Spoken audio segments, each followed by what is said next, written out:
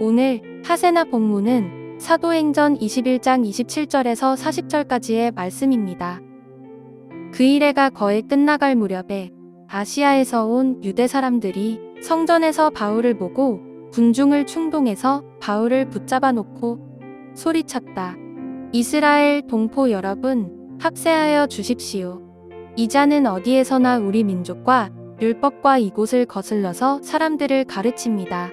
더욱이 이 자는 그리스 사람들을 성전에 데리고 들어와서 이 거룩한 곳을 더럽혀 놓았습니다. 이는 그들이 에베소 사람 드로비모가 바울과 함께 성내에 있는 것을 전해 보았으므로 바울이 그를 성전에 데리고 들어왔으리라고 생각하였기 때문이다. 그래서 온 도시가 소란해지고 백성들이 몰려들어서 바울을 잡아 성전 바깥으로 끌어내니 성전 문이 곧 닫혔다. 그들이 바울을 죽이려고 할 때에 온 예루살렘이 소요에 휘말려 있다는 보고가 천부장에게 올라갔다. 그는 곧 병사들과 백부장들을 거느리고 그 사람들에게로 달려갔다. 그들은 천부장과 군인들을 보고 바울을 때리는 것을 멈추었다. 천부장이 가까이 가서 바울을 체포하였다. 그리고 그는 부하들에게 쇠사슬들로 바울을 결박하라고 명령하고 그가 어떤 사람이며 또 무슨 일을 하였는지를 물었다. 그러나 무리 가운데서 사람들이 저마다 다른 소리를 질렀다. 천부장은 소란 때문에 사건의 진상을 알 수 없었으므로 바울을 병영 안으로 끌고 가라고 명령하였다. 바울이 층계에 이르렀을 때에는 군중이 하도 난폭하게 굴었기 때문에 군인들이 그를 둘러매고 가야 하였다. 큰 무리가 따라오면서 그 자를 없애버려라 하고 외쳤다. 바울이 병영 안으로 끌려 들어갈 즈음에 그는 천부장에게 한 말씀 드려도 됩니까? 하고 물었다. 천부장이 당신은 그리스 말을 할 줄 아오? 그러면 당신은 얼마 전에 폭동을 일으키고 4,000명의 자객을 이끌고 광야로 나간 그 이집트 사람이 아니오? 하고 반문하였다. 바울이 대답하였다. 나는 길리기아의 다소 출신의 유대 사람으로 그 유명한 도시의 시민입니다. 저 사람들에게 내가 한마디 말을 하게 허락해 주십시오. 천부장이 허락하니 바울은 층계에 서서 무리에게 손을 흔들어 조용하게 하였다. 잠잠해지자 바울은 히브리 말로 연설을 하였다. 밤새 평안하셨습니까? 하나님이 주시는 하늘의 평강이 오늘 하루도 존귀하신 성도님들과 함께 하시길 빕니다. 오늘 본문에서 우리는 바울이 유대인들에게 맞으며 로마 군인에게 체포되는 사건을 보게 됩니다. 바울이 이런 일을 겪은 것은 한 가지 오해 때문인 것처럼 보입니다. 29절에는 아시아에서 온 유대인들이 바울이 이방인을 데리고 성전에 들어갔다고 생각했다는 말씀이 있기 때문이지요. 그러나 정확하게 말하면 이것은 오해라기보다는 의도적인 모함으로 생각해 볼 수 있습니다. 잘 아시는 것처럼 바울이 선교 여행을 다닐 당시 이름 모를 유대인들은 바울을 열심히 쫓아다녔습니다. 그 이유는 바울이 전한 복음을 듣기 위해서가 아니라 방해하기 위해서입니다. 그들은 바울이 복음을 전하는 지역에서 그를 쫓아냈고 심지어 바울을 죽이고자 했습니다. 아마도 아시아에서 온 유대인들은 이들과 같은 사람들일 것입니다. 그렇기에 홈그라운드인 예루살렘에서 그 끝을 보려 했겠지요. 그들은 일전에 스데반이 모함을 당한 것과 똑같은 핑계로 바울을 모함합니다. 바울이 율법과 성전을 모독했다는 것이지요. 또 이방인을 데리고 성전에 들어가 성전을 부정하게 했다는 것입니다. 사실 율법과 성전은 유대인들에게 굉장히 민감한 부분입니다. 그리고 너무나 쉽게 이성을 잃는 부분이지요. 그랬기에 성전에 모인 유대인들은 아시아에서 온 유대인들의 선동에 쉽게 넘어갑니다. 그들은 바울을 잡아 성전 밖으로 끌어내고 그를 쳐 죽이려고 하지요. 이때 구주의 손길이 나타납니다. 성전 앞 소란의 보고를 받은 천부장이 군인들과 함께 나타나 소란의 중심에 있는 바울을 구한 것입니다.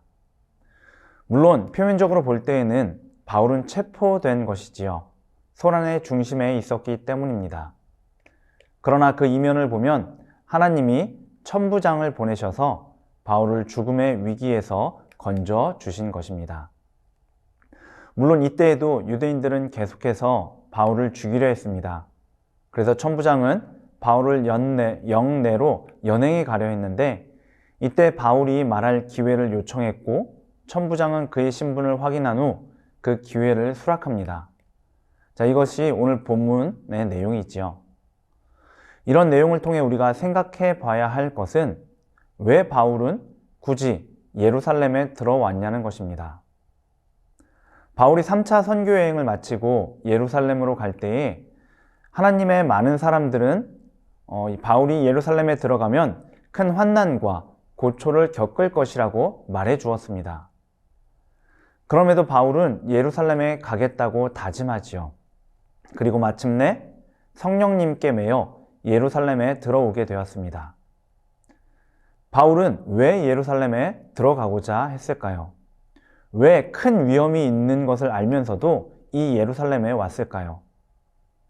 아마도 그것은 바울이 유대인들에게 예수님의 복음을 전하고자 했기 때문일 것입니다. 바울은 이방 지역을 돌며 만나는 유대인들에게도 복음을 전했지만 많은 유대인들은 여전히 예루살렘에 모여 있었습니다. 바울은 바로 이 많은 유대인들에게 복음을 전하고자 했던 것입니다. 그리고 바울이 그리하려 했던 이유를 로마서 9장 3절에서 찾아볼 수 있습니다. 나의 형제 곧 고륙의 친척을 위하여 내 자신이 저주를 받아 그리스도에게서 끊어질지라도 원하는 바로다. 유대인들이 예수님을 믿고 구원을 받게만 된다면 자신이 저주라도 받고 그리스도에게서 끊어져도 좋다고 말한 것입니다. 실제로 바울은 그리스도의 사랑이 자신에게서 끊어지지 않을 것을 알았지요. 그럼에도 이렇게 말한 것은 그만큼 유대인들을, 동족을, 자신의 민족을 사랑했다는 것입니다. 이것을 바탕으로 바울이 예루살렘에 들어간 궁극적인 이유를 두 가지로 생각해 볼 수 있습니다. 첫째는 복음에 대한 열정 때문입니다. 그리고 둘째는 동족에 대한 사랑 때문입니다. 바로 이 두 가지 이유에 우리의 신앙을 비춰봐야 하겠지요. 여러분들은 복음에 대한 열정을 가지고 계십니까? 아마도 대부분 과거 어느 때에는 가지고 있었다고 말씀하실 것입니다. 물론 과거의 그런 경험은 참 중요합니다. 그러나 현재에도 가지고 있는지가 더욱 중요하겠지요. 그렇게 지금 내가 복음에 대해, 예수님에 대해, 말씀에 대해 얼마나 열정을 가지고 있는지 점검해 보셔야 합니다. 그리고 혹 부족하다 느끼신다면 열정 주시기를 간구함과 동시에 스스로도 그 열정을 찾기 위해 애쓰셔야 할 것입니다. 또 하나 점검해 봐야 할 것이 있습니다. 여러분은 우리나라와 우리 민족을 사랑하고 계십니까?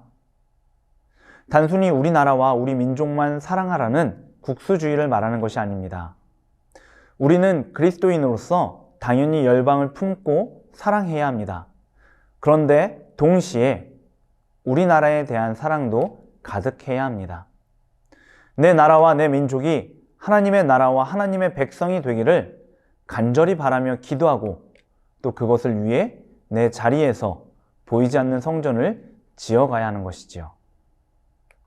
오늘 우리에게 주어진 말씀을 통해 이 두 가지를 점검해 볼 수 있으면 좋겠습니다.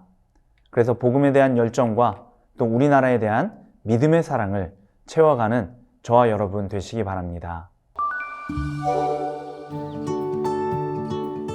오늘의 하시조는 서로를 기다려주고 참아주는 것입니다. 마음이 조급하고 화가 나는 일이 생기면 잠시 상대방의 입장에서 생각하고 인내하면 어떨까요? 오늘의 하시조 함께 하시죠.